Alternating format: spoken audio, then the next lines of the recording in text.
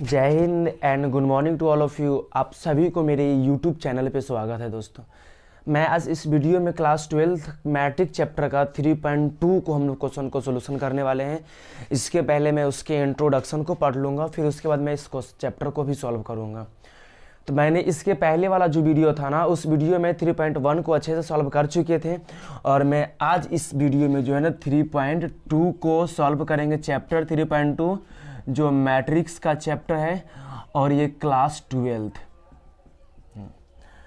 तो चलिए इसको ध्यान देंगे हम। ये क्लास चैप्टर 3.2 मैट्रिक्स का, जिसको हिंदी में अवयव कहा जाता है, क्लास 12 पे। दोस्त इस चैप्टर में जो है ना आपको ऑपरेशन ऑफ मैट्रिक्स के बारे में पढ़ना है। ऑपरेशन ऑफ मैट्रिक्स यानी मैट्रिक्स का हम क्या करेंगे, ऑपरेशन ऑफ मैट्रिक्स।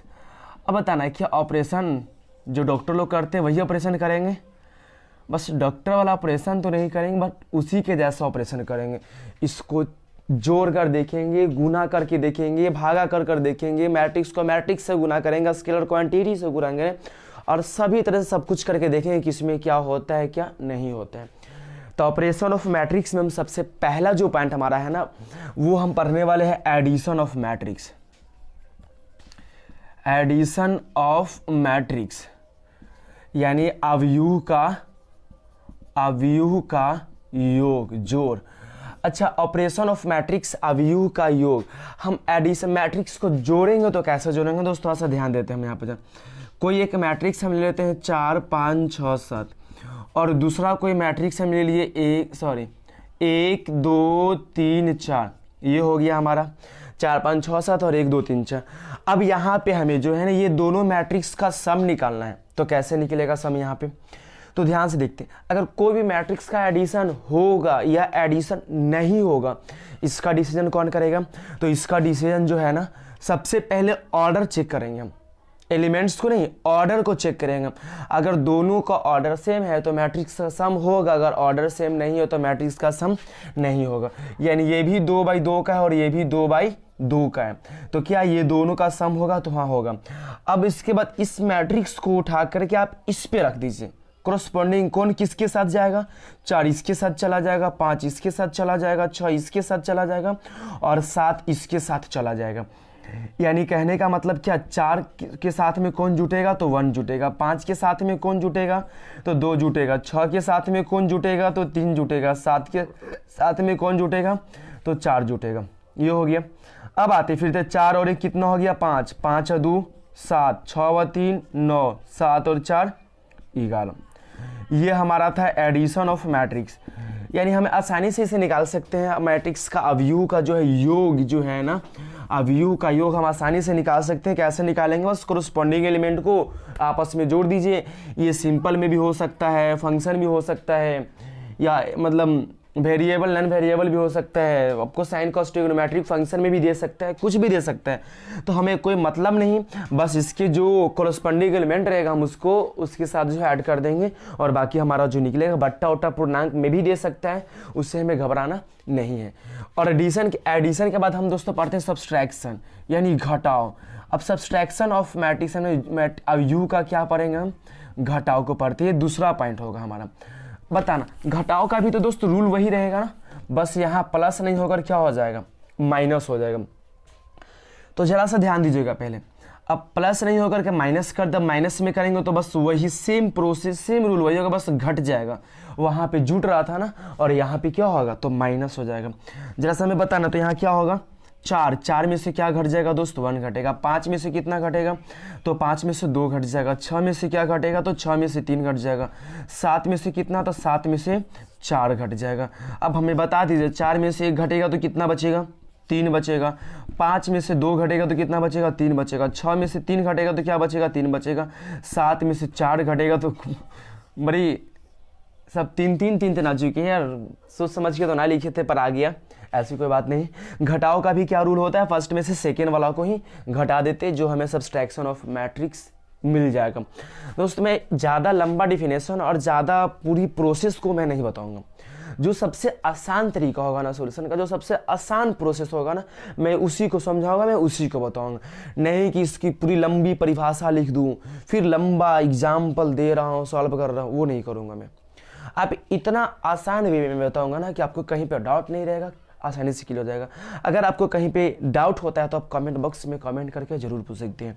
तो ये हमारा था subtraction of matrix. Subtraction of matrix के बाद हम आते हैं मल्टीप्लाई। तीसरा हमें क्या पढ़ लेते हैं, मल्टीप्लिकेशन ऑफ मैट्रिक्स। अब यहाँ पे क्या होगा, MATRIX, यानी अवयव का गुना, अवयव का गुना। मैं इसमें दो बताऊंगा। पहले अवयव का गुना में सबसे पहले बताऊं कोई स्केलर क्वांटिटी से गुना कर देना। जैसे दोस्त अगर कोई मैट्रिक्स है 4 5 6 7 और इसमें आपको 2 से मल्टीप्लाई करना हो, कोई स्केलर क्वांटिटी इसी से मल्टीप्लाई करना, तो कोई भी मैट्रिक्स में अगर स्केलर क्वांटिटी से मल्टीप्लाई करेंगे ना तो क्या होगा ना, सभी एलिमेंट्स में बारी बारी से गुना हो जाता है।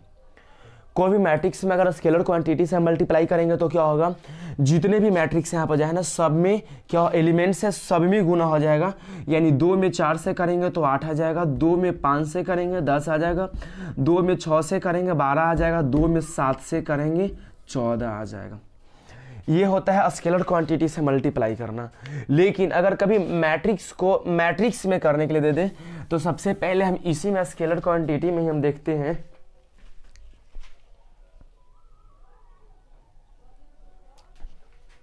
करते हैं ये एक और।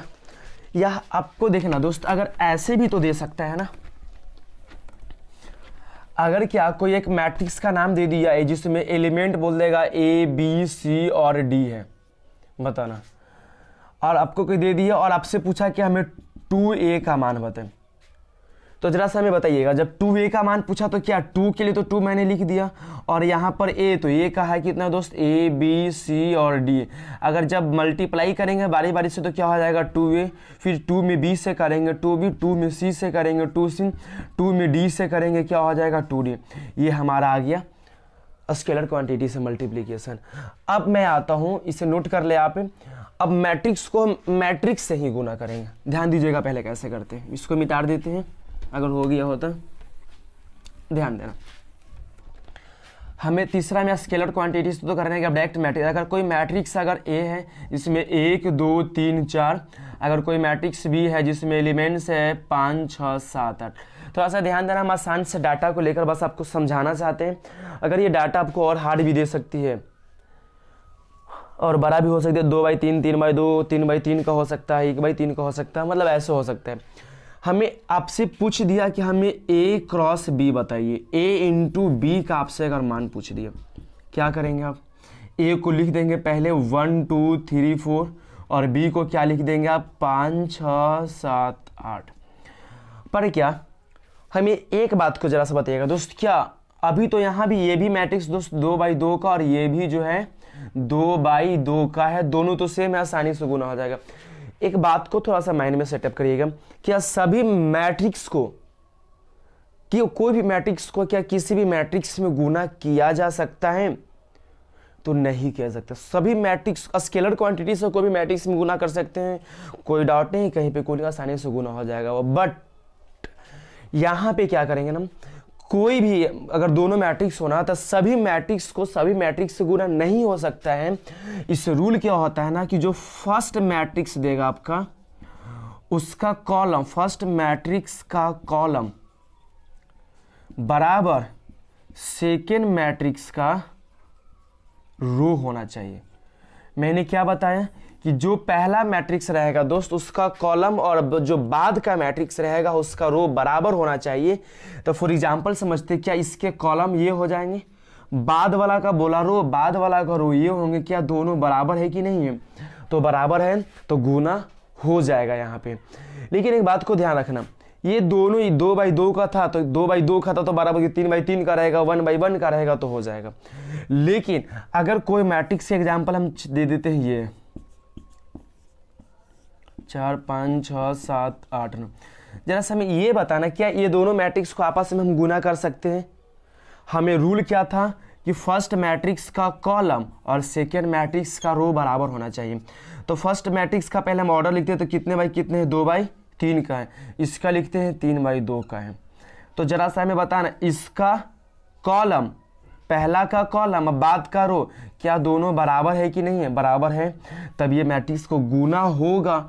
अच्छा, जब ये मैट्रिक्स मल्टीप्लाई करके जो आएगा वो कितने बाई कितने का, तो जो बचा हुआ रहेगा ना दोस्त, यानी 2/2 का ही आएगा जब गुना होकर के आएगा। अगर मैं पता चला ना कि पहला का कॉलम दूसरा का रो का बराबर हो तो मल्टीप्लाई होगा, नहीं तो मल्टीप्लाई नहीं हो पाएगा। अब यहाँ से हम इस मैट्रिक्स में इतना ही 2 मीटर देते हैं, तो इस मैट्रिक्स का रो है 2/3 और इसका रो 2/2 का है। जरा सा हमें कमेंट में करके आप लोग बताइएगा कि क्या इसमें मल्टीप्लाई होगा।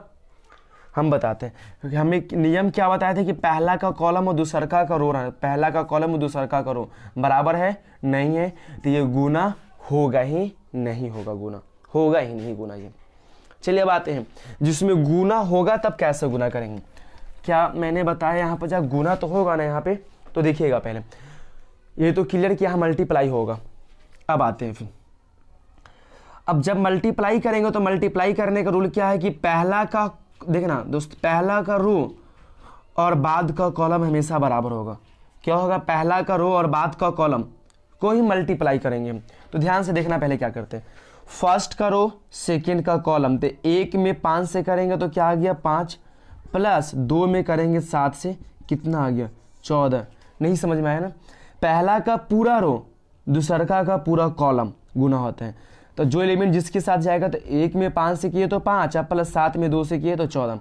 क्या पहला रो से पहला कॉलम हो गया।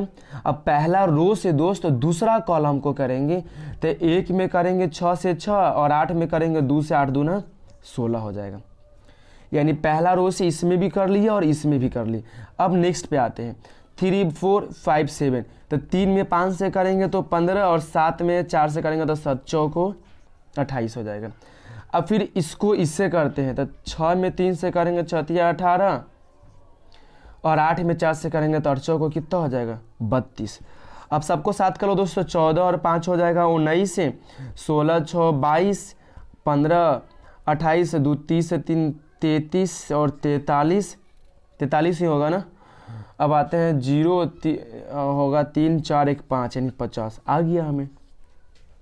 करेंगे, चलिए मैं और एग्जाम्पल को देता हूँ, समझते हैं पहले।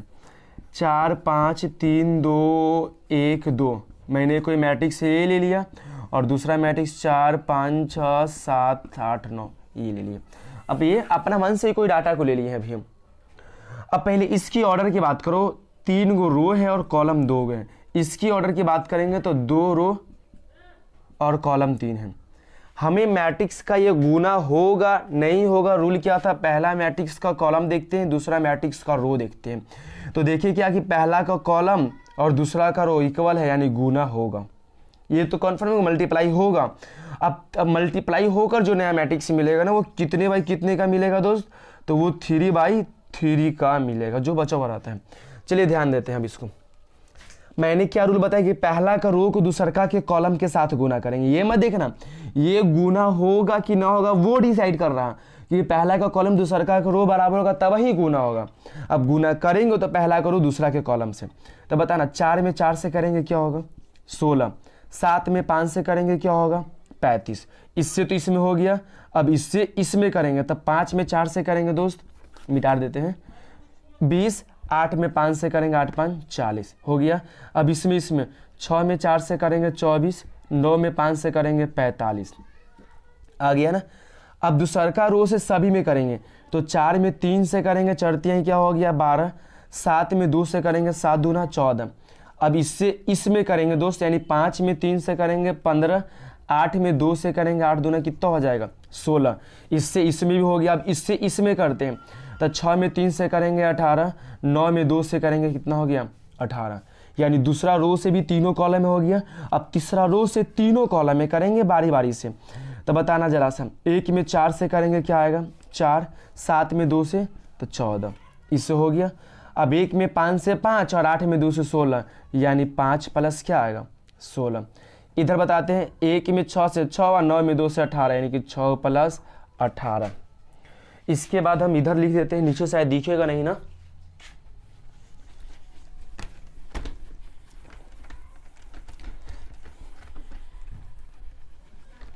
देखिएगा। अब आते हैं तो फिर क्या होगा, यहाँ पे जब 16 और 35 को ऐड कर लेंगे तो कितना हो जाएगा दोस्त, 3 4 यानी 51 51 हो जाएगा। उससे तरह 20 और 40 को करेंगे तो 60, 24 और 45 को करेंगे तो 69, फिर आ जाएगा ये तो 14 और 12 को करेंगे तो हो जाएगा 2 26, इसमें करेंगे तो 10 20 30 और 1 31 हो जाएगा, 18 दूना 36। अब 14 और 4 कितना हो जाएगा, तो 18, और 16 और 5 कितना, तो 16 4 20 और 1 21 हो जाएगा, और 18 6 कितना होगा, तो 20 4 24। ये हमारा जो आया 3/3 का आया। देखिए हम क्या बताए थे कि ये तो ये बराबर आएगा तो गुना होगा, पर ये इस इतने बाई इतने का नया मैट्रिक्स बनकर आएगा, यानी 3/3 का नया आया कि नहीं आया, तो आ गया। ये था हमारा मल्टीप्लाई के बाद अगर हम डिवीज़न भी पढ़ सकते हैं दोस्त, डिवाइड भी कर सकते हैं, ध्यान दीजिएगा पहले। अब इसे हम मिटाते हैं क्वेश्चन पे।